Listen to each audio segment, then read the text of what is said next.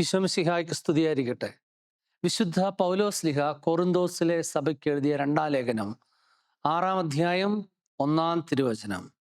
നിങ്ങൾക്ക് കൈവന്നിരിക്കുന്ന ദൈവകൃപ വ്യർത്ഥമാക്കരുത് എന്ന് ദൈവത്തിൻ്റെ സഹപ്രവർത്തകരെന്ന നിലയിൽ ഞങ്ങൾ നിങ്ങളോട് അപേക്ഷിക്കുന്നു. നമുക്ക് ദൈവം തന്നിരിക്കുന്ന കൃപാവരങ്ങൾ നമ്മൾ വ്യർത്ഥമാക്കി കളയരുത്.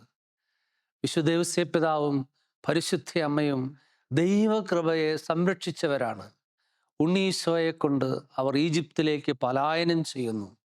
ദൈവകൃപ നഷ്ടപ്പെടുന്ന സാഹചര്യത്തിൽ നിന്നുള്ള പലായനം ദൈവകൃപയിൽ നമ്മെ നിലനിർത്തും.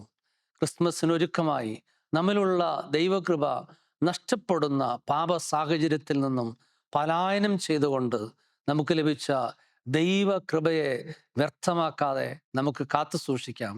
അതിനായി പരിശുദ്ധ അമ്മയോടും യേശുപിതാവിനോടും പ്രത്യേകം നമുക്ക് മധ്യസ്ഥം യാചിക്കാം. ദൈവം നമ്മെ അനുഗ്രഹിക്കട്ടെ.